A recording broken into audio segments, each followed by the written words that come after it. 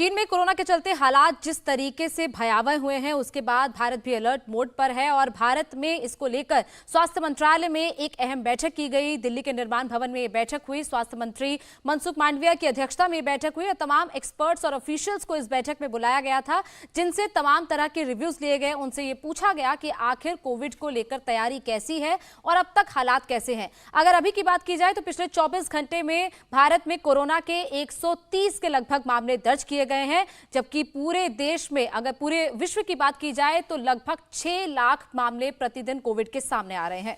तो भारत में अभी पूरी तरह से सिचुएशन जो है वो अंडर कंट्रोल है। अब जरा आपको बता दें कि चीन से कहां गलती हुई, आखिर जिनपिंग की किन गलत नीतियों की वजह से आज चीन में हाहाकार मचा हुआ है। तो इसके लिए जिनपिंग की जीरो कोविड नीति को जिम्मेदार ठहराया जा रहा है, जिसके तहत वो पिछले 2 साल से सख्त प्रतिबंध वहां पर लगा के रखा गया था। जीरो कोविड नीति के तहत एसिम्प्टोमेटिक मरीज को भी अस्पताल में भर्ती होना अनिवार्य था। साथ ही साथ छोटे से छोटे आउटब्रेक के बाद सख्त लॉकडाउन का प्रावधान था। साथ ही संक्रमित जो शख्स है उसको लंबे समय तक आइसोलेशन में रखा जाता था। प्रतिबंध इतना ज्यादा सख्त था कि कोरोना संक्रमितों के घरों के दरवाजों को बाहर से वेल्डिंग करके बंद कर दिया जाता था। ये अपने गांव से ही बिजनेस करके 100 करोड़ से भी ज्यादा का बिजनेस करते हैं। क्या आपको भी गांव से ही बिजनेस करना है? तो फ्रीडम ऐप को अभी डाउनलोड कीजिए। वो बाहर निकल ना सके, जिसकी वजह से लोगों में कोरोना के खिलाफ नेचुरल इम्यूनिटी डेवलप नहीं हो पाई। लेकिन जब सख्त पाबंदी के खिलाफ लोगों का गुस्सा फूटा तो 7 दिसंबर को अचानक पाबंदी हटा दी गई। इससे तेजी से संक्रमण बढ़ने लगा। इतना ही नहीं, जिनपिंग की वैक्सीनेशन नीति पर भी सवाल उठने लगे, क्योंकि चीन का अपना वैक्सीन कोरोना वायरस से लड़ने में असरदार साबित नहीं हुआ और जिनपिंग ने लोगों को दूसरे देश का वैक्सीन लगाने नहीं दिया। साथ ही साथ वैक्सीनेशन काफी कम हुआ। इसकी वजह से आज चीन में लोग तड़प कर दम तोड़ रहे हैं। तो भारत में वैक्सीनेशन तेज हुआ, जिसकी वजह से भारत अब तक कोविड के इस नए वेरिएंट से बचा हुआ है। चीन में कोरोना कहर बनकर टूटा है। इसके लिए जिनपिंग की वैक्सीनेशन पॉलिसी को भी जिम्मेदार ठहराया जा रहा है, क्योंकि जिनपिंग का पूरा वैक्सीनेशन अभियान फेल हो गया।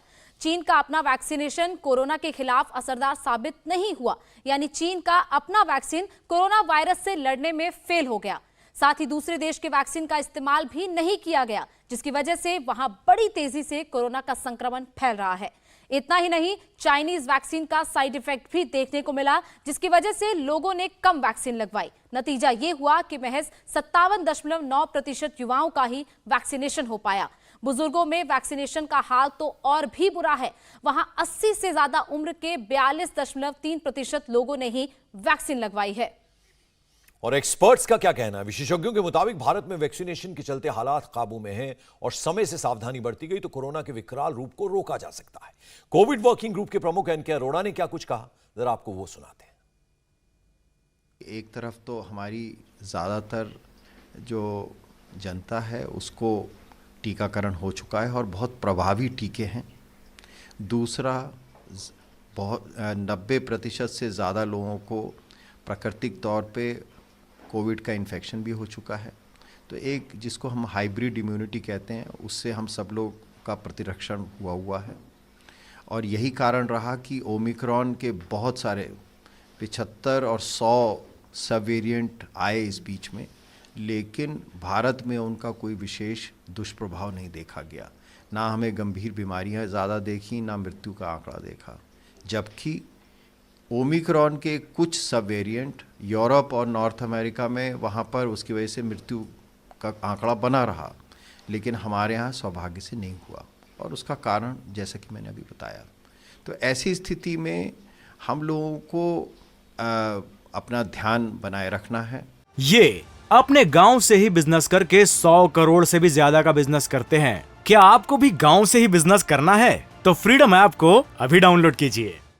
निगरानी को चुस्त दुरुस्त करना है। इंसाकॉग जो जीनोमिक सर्वेलेंस है उसको अच्छी तरीके से चला के रखना है और वो रखा जा रहा है। साथ ही साथ हमारा स्वेज का सर्वेलेंस है, हॉस्पिटल्स में सर्वेलेंस है, वो भी बहुत ज़रूरी है कि कहीं अगर कोई नया वेरिएंट आता है जो चिंता का कारण बन सकता है तो तुरंत कार्रवाई की जा सके।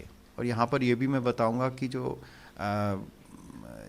बाहर के इंटरनेशनल फ़्लाइट्स हैं उसमें सैंपल्स अभी भी पिक किए जा रहे हैं।